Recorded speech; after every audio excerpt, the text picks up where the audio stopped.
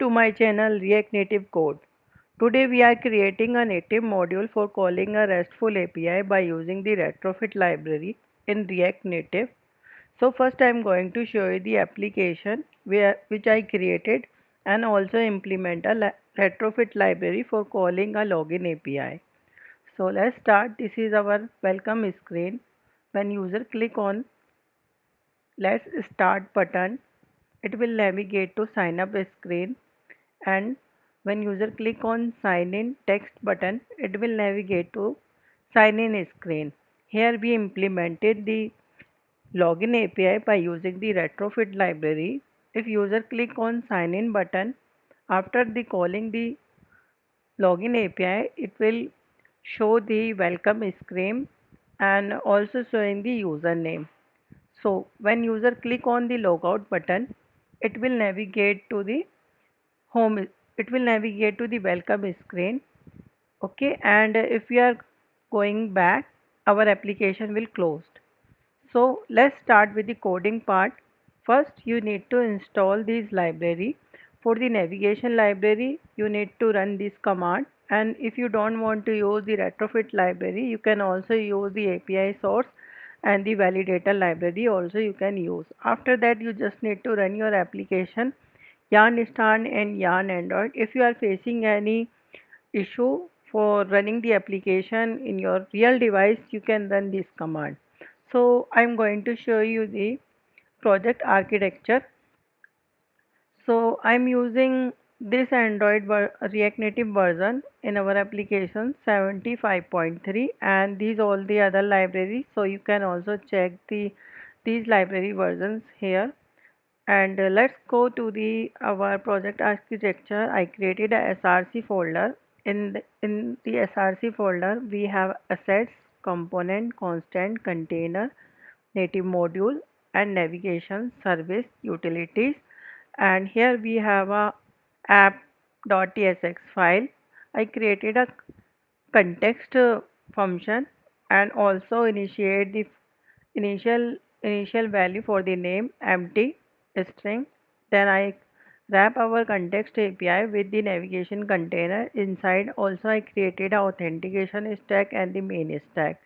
So if if user is login, then it will navigate to the authentication stack, otherwise it will go to the main stack. So let's go to the navigation part. In the navigation part, we have a authentication stack. Here I added the welcome, sign in and sign up, and the main stack. So let's go to the main stack. In the main stack, we have a home and the authentication stack. And if you want to hide your header, you can set these properties. Header show false. So have you noticed anything which I created in the app.tsx? Yes, here. So if user is login, we need to navigate to the main stack, not the authentication stack. I just want to see how you are attentive with this video. So let's go to the common component button which I created a button component and text input component, and we are showing the logo to the multiple screen. That's why I also created a logo image. After I created a text button, then we have a constants. So you can create your own constant. Also you can pass your library, sorry, you can also pass your endpoints for calling the APIs. Then we have a container. In the container we have a home, sign in screen, sign up screen, and the welcome screen. Let's go to the service folder. In the service folder I created the API client.ts file. So first we are checking the internet connection by using the netinfo library. It provides the fetch function, and when we are calling this fetch function, it provides their response true or false. That means internet is connected or not. And after that it's passing their response to the check internet connection. Here I created a two methods, login and the registration. We are using these two methods for calling the APIs. Inside this, first we are checking the internet function is connected or not. If it is connected, then we are passing our parameters, phone number and the password into the API method, and we are using the post method, so you just need to pass your parameters and your endpoint URL. So now the question is where we are using our base URL. So you need to go up and we are creating the API method here and passing the base URL. If you add some properties like authentication property, so you can add into the header parts. So after that, let's go to the sign up screen.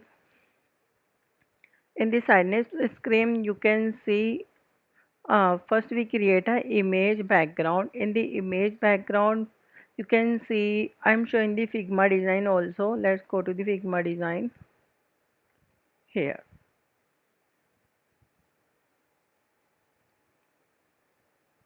So you can see the Figma design. So difficult part is this, we need to show the image into the footer. You can see here we need to show this image into the footer.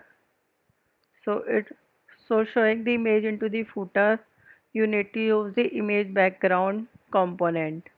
Go and here I created an image background component and pass the image from the assets files.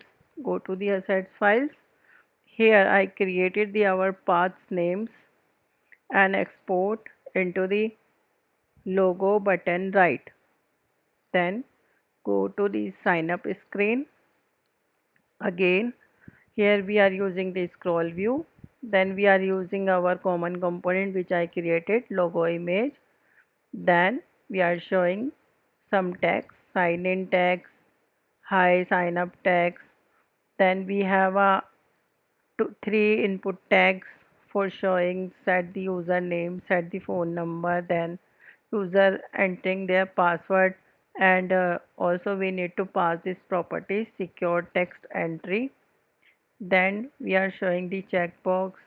If user click on the sign in button, so we are calling this function handle on press. So here we are implement some validation. These all are fields required. If these are fields empty, we are showing the alert method. Please enter the valid mobile number and please enter the valid password, and please also check the term and condition. If these all are validation successfully passed, then we are calling a function fetch registration API. And you have to notice we are also using the callback function. So memorize our functional components. So after that we are calling a function fetch registration API. Go to there, and now we are calling our registration API function and passing the phone number, password and the name. If the API is if the registration is successfully, it provide their response. We are checking the status. If the status is true, then it will navigate to sign in screen, and also we are showing the successful message. If the user not successfully login, then we are showing our error message here. So after using navigate to the sign in screen, again we need to show some images into the background, and also we need to show the some logo and the text, and we have uh, two input tags for the phone number and the for the password. And when user click on the sign in button, this function will call handle on press, and again we are checking the all validations, and after that fetch login API function will call, and in that scenario we are calling the native API which we are created into the Android Studio. So you need to import the network request class from the native modules, and native module you need to import from the React Native.